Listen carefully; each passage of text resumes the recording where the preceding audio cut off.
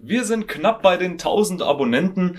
Die 4000 Stunden Spielzeit haben wir tatsächlich schon erreicht. Danke dafür. Damit das natürlich so weitergeht, freue ich mich auch in Zukunft über ein Abonnement und natürlich einen Daumen nach oben, wenn euch meine Videos gefallen.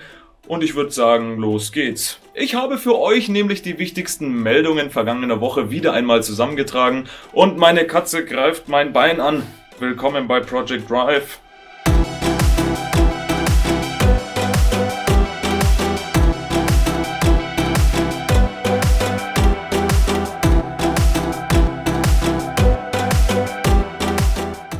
Renault hat sich auf seiner Hauptversammlung klar zur E-Mobilität bekannt. Das französische Unternehmen will den Anteil an elektrifizierten Fahrzeugen in Europa bis 2025 auf 65% und bis 2030 auf 90% der Verkäufe steigern. Darüber hinaus strebe die Renault Group CO2-Neutralität in Europa bis 2040 und weltweit bis 2050 an. Seit 2005 bekenne sich Renault dazu, den ökologischen Fußabdruck der Fahrzeuge über den gesamten Lebenszyklus hinweg zu reduzieren. Bis 2030 will der Konzern den mit der Beschaffung verbundenen CO2-Anteil um 30% reduzieren.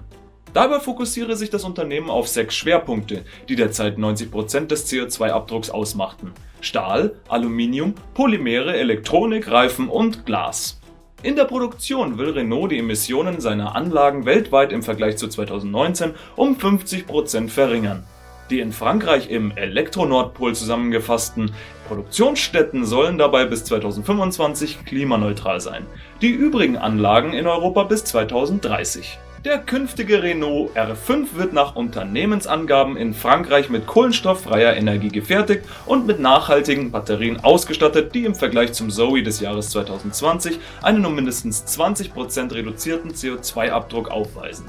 Darüber hinaus will das Unternehmen die verantwortungsvolle und nachhaltige Versorgung mit Rohstoffen sicherstellen. Dazu diene eine Partnerschaft mit Veolia und Solvay für das Recycling von Metallen wie Kobalt, Nickel oder Lithium.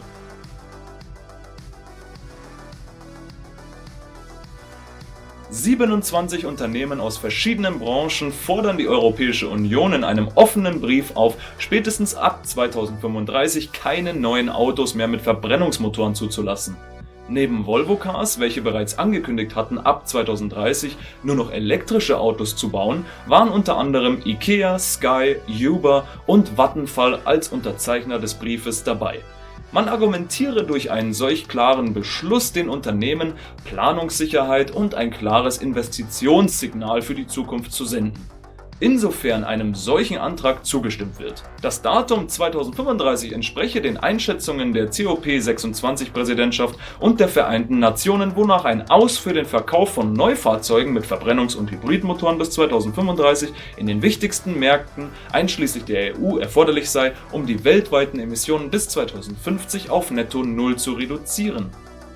Die EU-Kommission wird im Juni im Rahmen ihres Gesetzespakets Fit für 55 neue Ziele festlegen, damit die EU bis 2030 mindestens 55% ihrer Emissionen einspart und bis 2050 klimaneutral wird.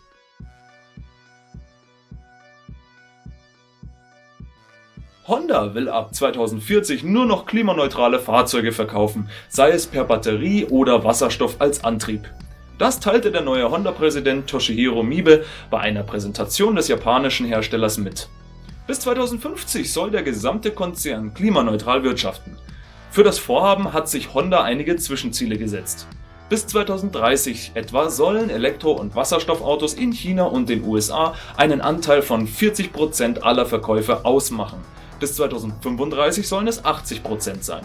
Mit seinem nordamerikanischen Partner General Motors entwickle Honda derzeit 2 große Elektroautomodelle, die auf der Ultium-Plattform von GM mitsamt den Ultium-Batterien aufbauen sollen. Die beiden Modelle sollen 2024 in den Verkauf gehen. Eines als Honda-Modell und das zweite als Modell des Performance-Ablegers Acura. Ab der zweiten Hälfte der 2020er Jahre will Honda eine Reihe neuer E-Automodelle auf den Markt bringen, die auf der e-Architecture entstehen sollen, einer völlig neuen von Honda selbst entwickelten Elektroauto-Plattform. Diese E-Modelle sollen zuerst auf dem nordamerikanischen Markt und dann in anderen Regionen der Welt eingeführt werden, wozu wahrscheinlich auch Europa zählen dürfte.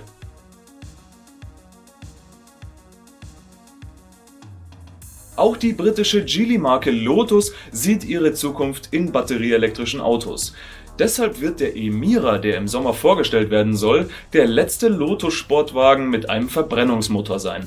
Ab 2028 will Lotus nur noch Elektroautos verkaufen. Die Elektrifizierung der Marke soll im Zuge eines von Geely verantworteten Investitionsprogramms erfolgen, das voraussichtlich mit 2 Milliarden Pfund, rund 2,3 Milliarden Euro, zu Buche schlägt. Kern des Programms sind auch eine Verdreifachung der Produktion in Großbritannien und die Expansion ins Ausland. Insgesamt soll die Produktion von rund 1400 Fahrzeugen im vergangenen Jahr auf mehrere 10.000 Exemplare weltweit steigen. Der Schritt zum Elektroantrieb hatte sich bereits im vergangenen Sommer angedeutet. Nach der Vorstellung des Elektro-Hypercars Evija hatte Lotus-CEO Phil Popham geäußert, dass die Marke auf dem Weg zur Elektrifizierung alle Hybride überspringen könnte. Beide Antriebstechnologien zu verbauen, bringe zu viel Gewicht in einen Sportwagen. Da hat er nicht ganz unrecht.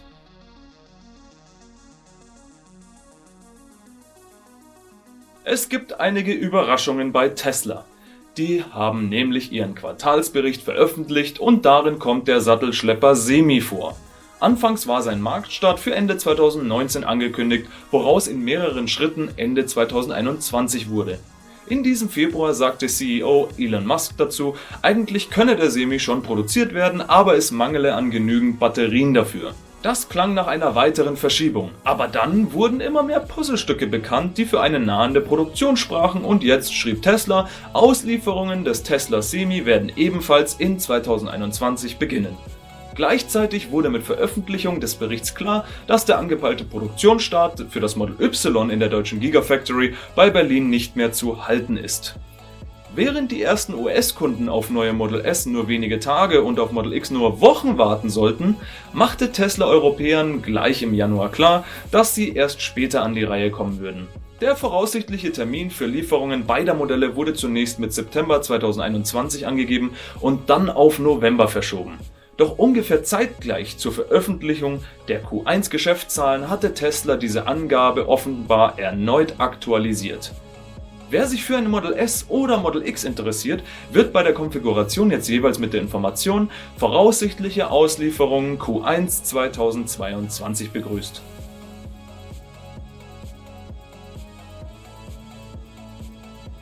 Hyundai hat in Deutschland den Konfigurator für den Ioniq 5 geöffnet. Damit sind auch nun die Preise für die weiteren Antriebsvarianten bekannt. So ist die Heckantriebsversion mit großer Batterie etwas günstiger als die Allradvariante mit dem 58 Kilowattstunden Akku.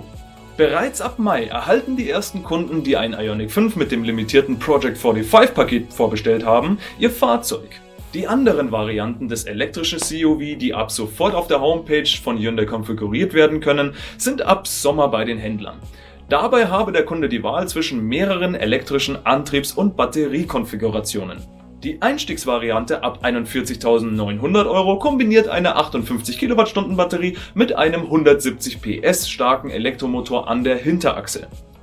Ebenfalls mit der 58 Kilowattstunden Batterie ausgestattet ist der Ioniq 5 mit 235 PS und Allradantrieb ab 45.700 Euro. Die größere Batterie mit 72,6 Kilowattstunden Speicherkapazität bietet Hyundai im Ioniq 5 ebenfalls in zwei Versionen an. Das Modell mit Heckantrieb leistet 217 PS und steht ab 45.000 Euro zur Verfügung. Topmodell ist der Ioniq 5 mit Allradantrieb und 305 PS ab 48.900 Euro. Des Weiteren habe man als Kunde die Wahl zwischen den drei Ausstattungspaketen Dynamic, Technic und Unique.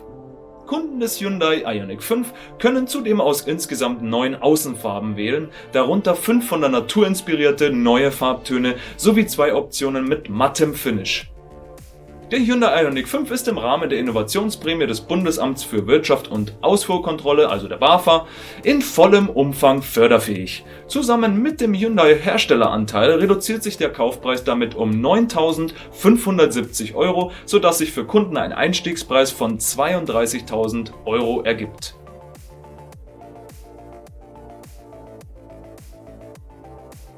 Volkswagen hat das erste Allradmodell der ID.-Familie vorgestellt. Die technischen Daten des ID.4 GTX sind jedoch nicht neu, der Preis von 50.415 Euro vor Förderung hingegen schon. Im Sommer soll das sportliche GTX-Modell auf den Markt kommen. Der ID.4 GTX wird auf eine Systemleistung von 220 kW kommen, bis zu 180 km/h schnell fahren können und in 6,2 Sekunden auf 100 km/h beschleunigen. Dabei ist an der Hinterachse eine permanent erregte Synchronmaschine mit 150 kW verbaut. Je nach Bedarf wird eine an der Vorderachse montierte Asynchronmaschine dazugeschaltet. Kern des Antriebskonzepts ist eine intelligente Steuerung. In den meisten Fahrsituationen wird nur die PSM an der Hinterachse genutzt, die ASM erzeugt hier keinen erhöhten Fahrwiderstand. Erst bei hohem Leistungsbedarf oder Traktionsverlust an der Hinterachse wird die ASM innerhalb von Millisekunden zugeschaltet, wie bei vielen Elektro-Allradlern üblich. Beim Fahrwerk gibt es beim GTX das Sportfahrwerk mit 15 mm Tieferlegung, auch nur optional, ebenso die Progressivlenkung. Im Sportpaket Plus hat der ID.4 GTX neben der Progressivlenkung die adaptive Fahrwerksregelung DCC an Bord. Keine Einbußen trotz der Sportlichkeit soll es beim Gepäckraum geben. Dieser fasst zwischen 543 und 1575 Litern. Da die MEB-Modelle grundsätzlich keinen Frunk haben, wird dieser auch nicht durch den Elektromotor an der Vorderachse beeinflusst. Mit der optionalen Kupplung darf das Topmodell-Anhänger bis 1200 Kilogramm ziehen. Der ID.4 GTX soll im Sommer 2021 in Europa auf den Markt kommen. In Deutschland beträgt der Grundpreis 50.415 €. Somit kann der Kunde den reduzierten Umweltbonus von 7.975 € in Anspruch nehmen. Damit ist der GTX in der Basisausstattung sogar günstiger als die ID.4 Pro-Ausstattungen Business, Family, Tech und Max, die zwar ebenfalls auf die 77 Kilowattstunden Batterie setzen, aber nur mit einem Elektromotor auskommen müssen.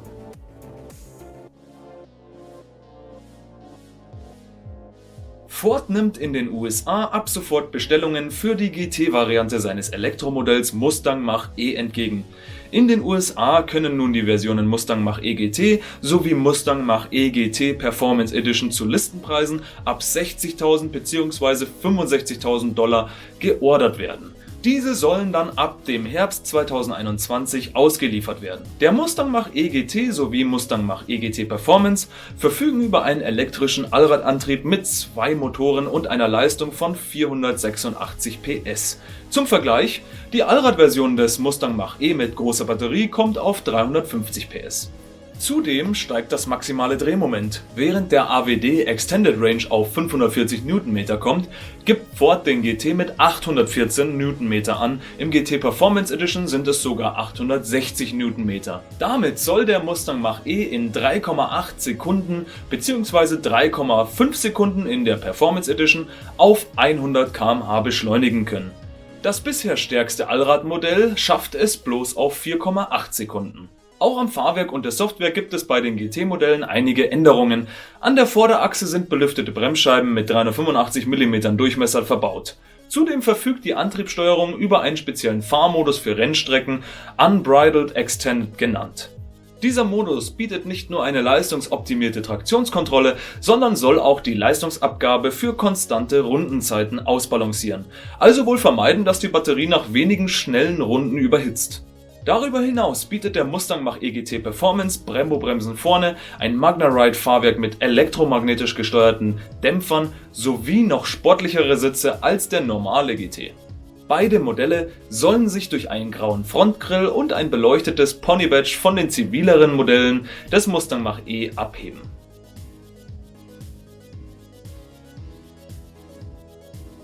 Tesla ist der Elektroauto-Pionier und will weltweit für weniger schädliche Emissionen sorgen. Von Ökostrom an den eigenen Superchargern war bislang aber trotzdem relativ wenig Konkretes zu hören. Eine sehr weitreichende Ankündigung dazu kam laut einem Bericht jetzt von einem Tesla-Manager in den USA, war kurz darauf aber nicht mehr zu finden. Tesla werde dafür sorgen, dass bis Ende des Jahres die gesamte Energie an den eigenen Superchargern zu 100% erneuerbar sein wird, schrieb am Earth Day vergangene Woche Justin Lange, Leiter des Supercharger-Teams für einen Teil der USA. Außerdem veröffentlichte der Manager einige Statistiken zu dem Ladenetz. Seit dem Start habe es 2,4 Terawattstunden Strom für 8,3 Milliarden Meilen emissionsfreies Fahren geliefert und 334 Millionen Gallonen Benzin eingespart. Offenbar wollte Tesla zum Earth Day wichtige Meilensteine zu klimaschonendem Laden veröffentlichen, aber das scheint wohl nicht so ganz zu stimmen. Denn einen Tag nach der Veröffentlichung des Artikels darüber war der Beitrag des US-Managers im Internet schon nicht mehr zu finden. Damit ist einstweilen offen, ob Tesla sich für dieses Jahr tatsächlich die Umstellung sämtlicher Supercharger auf Ökostrom vorgenommen hat. In diese Richtung geht das Unternehmen aber erkennbar. Das waren wieder einmal die News. Vielen Dank fürs Dranbleiben. Wenn euch das Video gefallen hat, zeigt es mir mit einem Abo und einem Daumen nach oben. Bis zum nächsten Mal. Ciao.